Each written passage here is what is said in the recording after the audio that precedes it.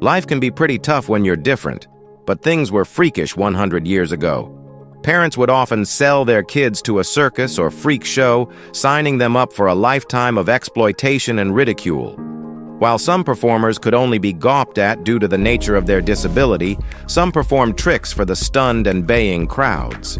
So, join us for today's video, as we're going to take a closer look at the lives of the 15 creepy circus freaks who actually existed. Number 15. The Two-Headed Boy of Bengal.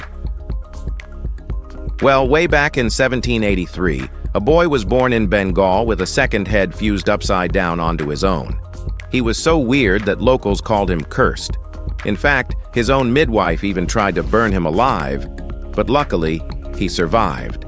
Scarred, breathing, and remarkable. His parents brought him to Calcutta, where they began exhibiting him for crowds. Hidden under a sheet between showings, he became a mystery people paid to uncover.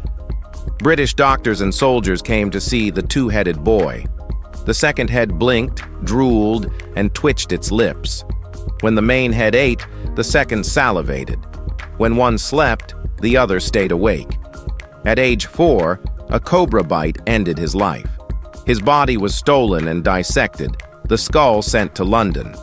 There, surgeons confirmed each head had its own brain. His remains still sit at the Hunterian Museum, labeled Craniopagus parasiticus. Born rejected, displayed, and then preserved, his body remains the proof that fascination never dies, even when its subject couldn't live past childhood. Number 14. World's Homeliest Woman. Mary Ann wasn't born unattractive. Her facial changes came later, caused by acromegaly, a metabolic disorder that forces the pituitary gland to release too much growth hormone. The result was enlarged bones and a distorted face. Born in 1874, she worked as a nurse, married a farmer in 1903, and had 4 children. When her husband died unexpectedly, she was left to provide for them alone. In 1914, she entered and won a homeliest woman contest, turning the cruel title into a source of income. Soon after, she performed in the Coney Island Dreamland sideshow and later with Ringling Brothers Circus, where she was displayed before uneasy crowds until her death in 1933. Her story resurfaced in 2006 when a British doctor protested Hallmark for printing her face on a mocking greeting card. The company withdrew it, but the damage was done. Mary Ann Bevan was never a monster, just a mother who made tragedy her living. Number 13. The Mammoth Lady. Susan Barton was never known by name, only by her circus title, the Mammoth Lady. A single drawing from Currier and Ives in 1849 is one of the few traces she left behind. She reportedly weighed 579 pounds, with a waist measuring over 7 feet around. Whether those numbers were real or exaggerated doesn't even matter. They sold tickets. Barnum's American Museum hired her shortly after, and people lined up to gawk. Nothing else remains. There are no letters, stories, or interviews. Just one image of a woman standing there while the world stared. No one knows if she saw it as survival or shame, but it was a job. She stood beneath a banner that reduced her to size. Strangers laughed, stared, and moved on. She stayed behind the curtain, silent. That's where Susan's story ends. No scandal, no spotlight. Just a woman who bore both her weight and the judgment of every person who passed through that tent. Number 12. Hulu. Well, Hulu's story isn't circus material, but it still fits the freak show mindset of the 1800s. He was a Chinese laborer and arrived in London in 1831, carrying a massive 58-pound tumor that stretched from his abdomen to his knees. Desperate for help, he turned to surgeons at Guy's Hospital. They agreed, but not for free. Hospital tickets were sold to spectators who paid to watch his surgery live, like in the theater. Women were barred. 680 men packed the room. And there was no anesthesia, of course. It hadn't been invented yet. Hulu didn't survive the operation. He died on the table in front of a crowd. The entire event was treated as science, but it echoed every freak show that turned pain into profit. As author Laura Grande notes, Hulu's case blurred the lines between medical treatment and spectacle. His condition was real, his suffering was real. But the crowd came to see a show, and they got one. Number 11. Count Primo Magri. Count Primo Magri was tiny in stature but built for show business. Standing just 2 feet 8 inches tall, he married Lavinia Warren, widow of General Tom Thumb, on Easter Monday, 1885 in New York. Together they turned their size into performance. They opened a roadside attraction in Massachusetts and toured worldwide, performing plays like The Rivals and Gulliver among the Lilliputians.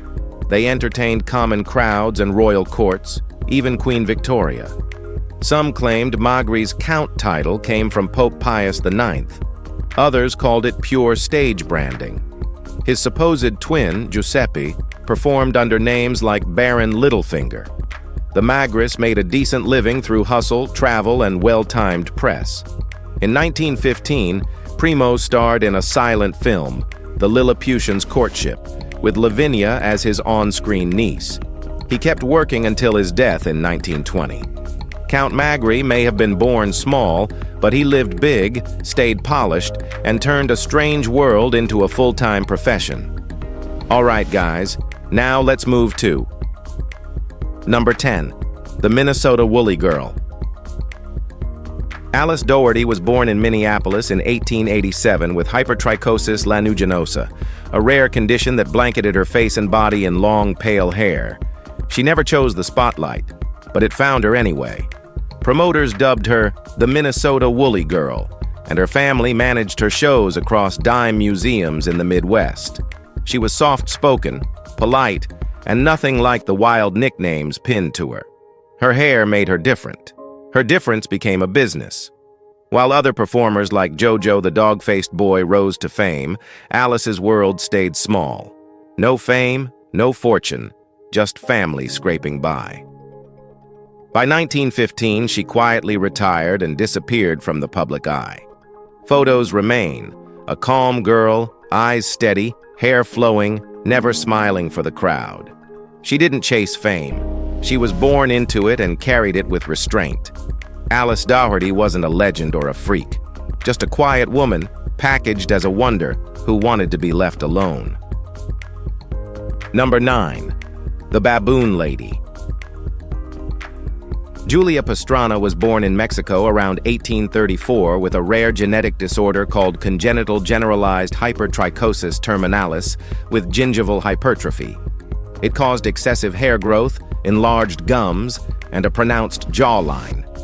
Her appearance made her both a medical mystery and a sideshow sensation. Dubbed the Baboon Lady, she performed across America and Europe, singing arias and dancing in ornate dresses to emphasize her mix of masculine and feminine features. Charles Darwin once described her as a remarkably fine woman with an unusual face. Though admired by scientists and crowds, those who knew her spoke of her loneliness beneath the applause. In 1860, she died giving birth to a son who shared her condition. He lived only 2 days. Both mother and child were embalmed and exhibited posthumously, proof that the exploitation never ended. Pastrana's story remains one of sideshow cruelty disguised as fascination, where humanity was traded for tickets and pity became profit. Number 8. The Jones Twins. Well, this is a heartbreaking story. The Jones twins never had a childhood. Conjoined at birth in the late 1800s, they were shown across the United States while still infants. 2 babies turned into a profit.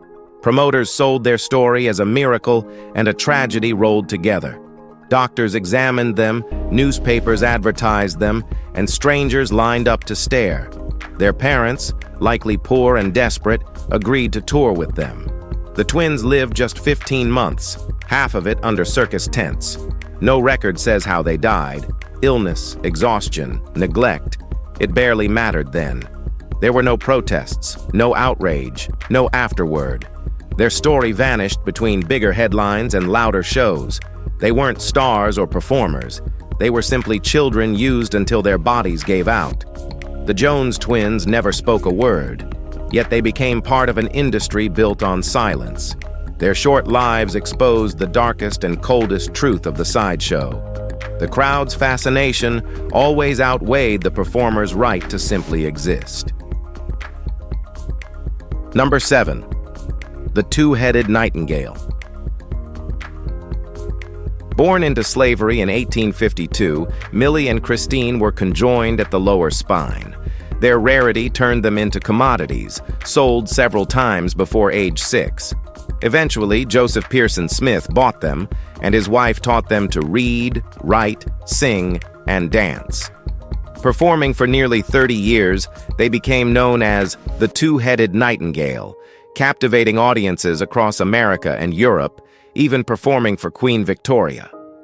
They toured with P.T. Barnum and published their own book, biography, medical description, and songs of Miss Millie/Christine. By 1882, they earned $25,000 while touring the Great Inter-Ocean Railroad Show, a remarkable fortune for black women in post-Civil War America. Their success allowed them to retire comfortably, a rarity in sideshow history.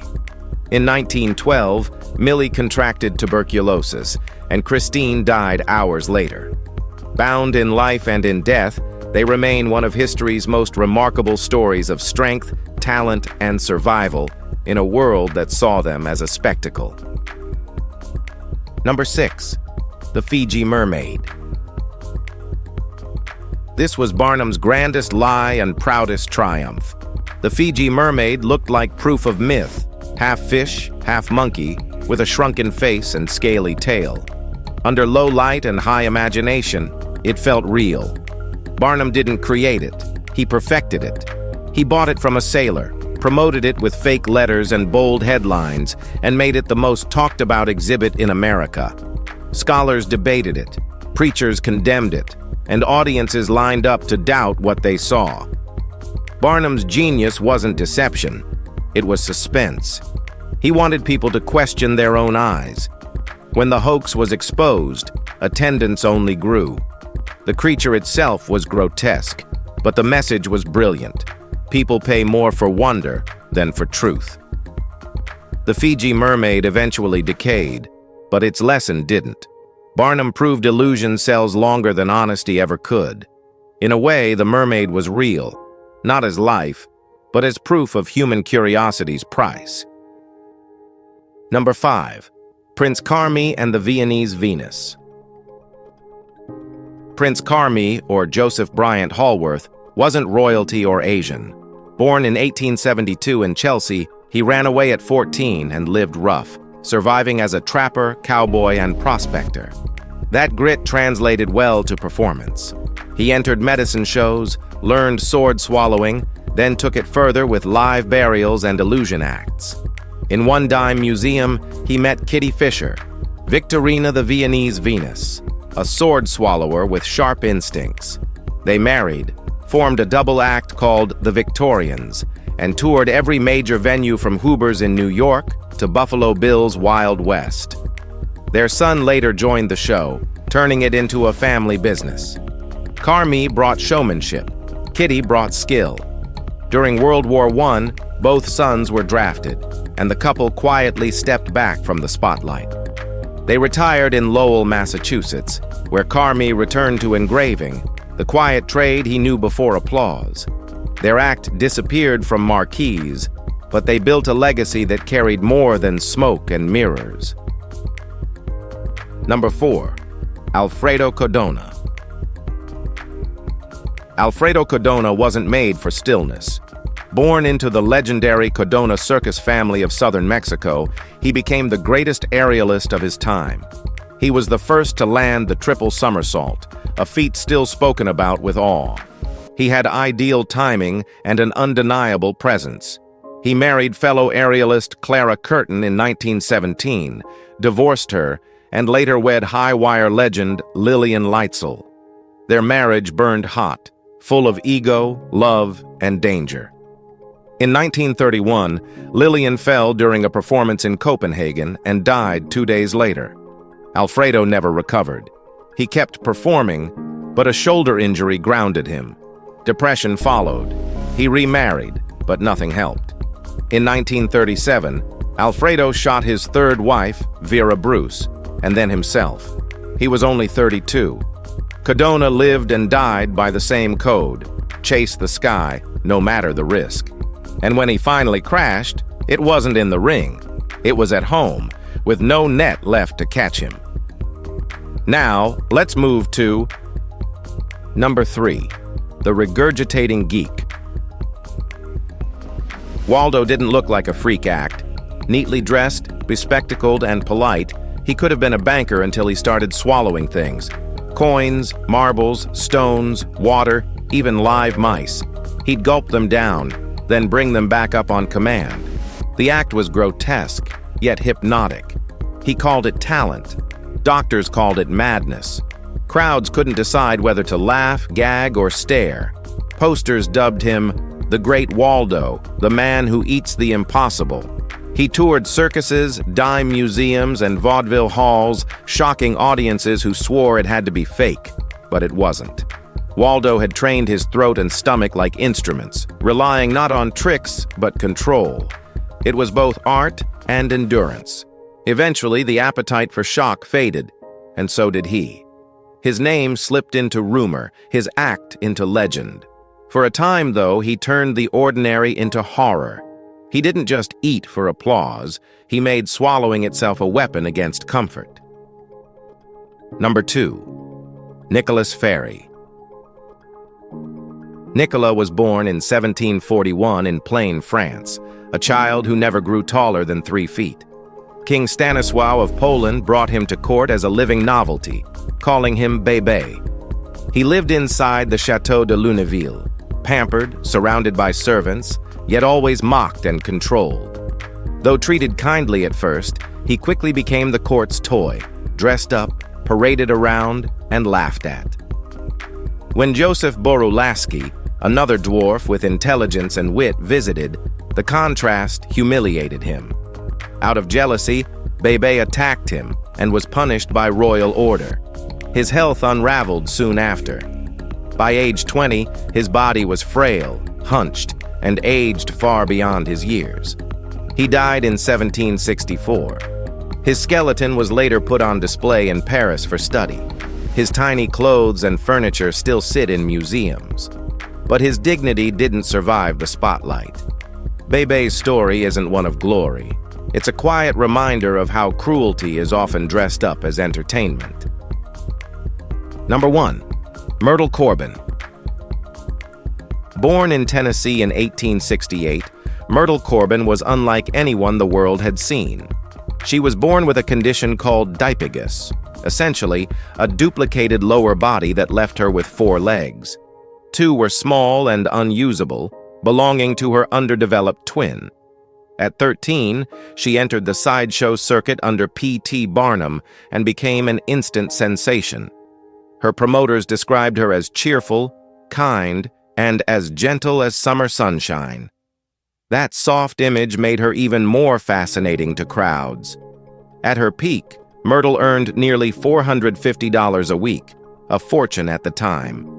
Medical journals studied her extensively, publishing articles in the Journal of the American Medical Association and the British Medical Journal. In 1889, she gave birth to a healthy child, drawing renewed interest from doctors and newspapers. While sideshows often exploited deformity, Myrtle's grace and humor disarmed audiences. She wasn't just a curiosity, she was proof that even the rarest bodies carried normal, beautiful lives. If you've enjoyed this video, be sure to like and subscribe. Thanks for hanging with us, and we'll see you very soon.